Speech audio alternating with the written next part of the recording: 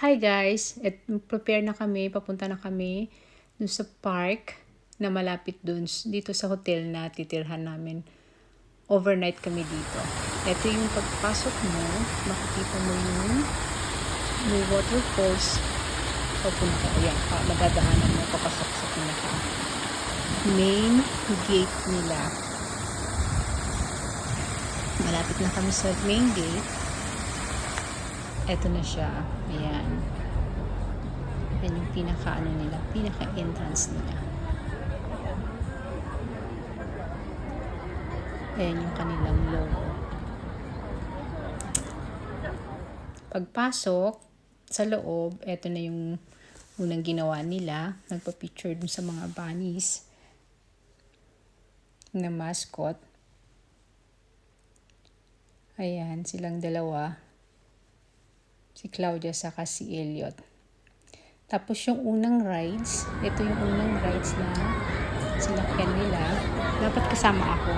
Kaya lang medyo nahihilo na ako kasi madaming tao, mahaba yung pila. Kaya kasama nila dyan si Mary. Tapos pag summer, yun nga, madaming tao, mahaba ng pila. Tapos ito naman yung next. Dalawa lang sila.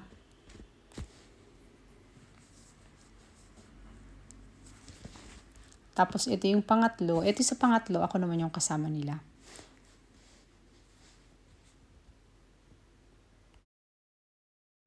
Wow, is dat een vader restaurant? Oh, misschien. Zie. Oh, ben je ook niet meer misschien? Oh, die moet ik verder. Ay, si. Ah, ja, ben. Wat zijn we stand super? Wie kommen? Kommt der Wasser? Oh, zijn dat in Miele? Oeh, schaar. Wat is anders? Oeh, daar kan man meer misschien daar. Hotel. Ja, dat is er nog. Ja, dat is leuk, papa. Oh, dat is super. En gewoon een we doen het straks ook. Ja, weddenschap. Pieter Paas. Ja, weddenschap. Pieter Paas. Een spider. Super vaart doen ze. Dat?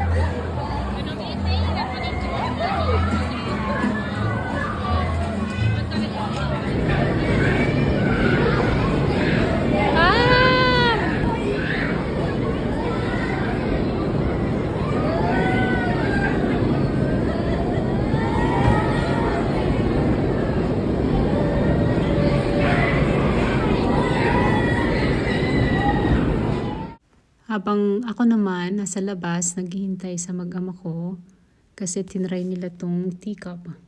Ayan, nakalabas na sila. Nag-selfie muna kami.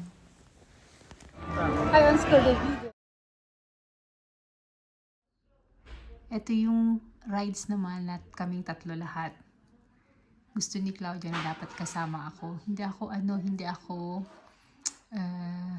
natutuwa sa mga ganyang rides kasi hindi ko alam kung bakit. Pero syempre, pag may anak ka, kailangan mo talaga siyang itry. Kaya, ayan, tinry namin. Tapos meron kaming souvenir. Kaming tatlo. Kacet mo. Maar ik hoor nu niet. Wel? Ja, joh, de mouwvinger. Dat weet je. Eine lang. Moet je papi loop even ja. Hoe zie Ik ga toe. Ik ben heel chub. Pagkatapos namin kumain, ayan, papalabas na kami. Nandun kami ng mga 11. Mga 11 kami nagpunta dito ng umaga. Tapos ngayon, palis na kami mga 6 na, mga around 6 na. Ayun, nag-enjoy kami, nag-enjoy yung bakasyon namin. Kasama sila Mary, Harry at saka si Elliot. Yun nga lang, yung maghiwalay na, inalungkot yung anak ko. Ito yung ferry na sasakyan namin. Ayan siya. Natry na namin ito before.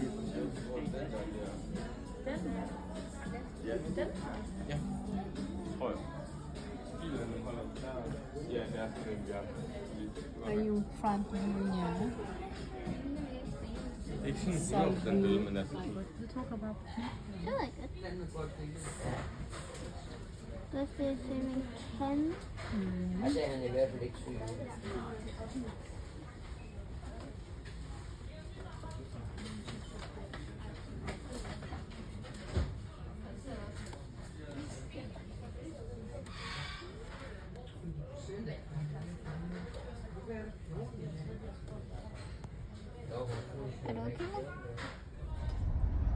Ja, wat schijt.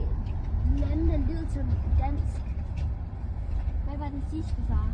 Ja, nee, ik Die zeiden wat schijt. Dan duurt net niet zo Gdansk. Hi guys! Last day na namin to. Nandito kami sa Sweden ngayon. Last day na namin. At ito, nasa ano na kami, sa ferry boat.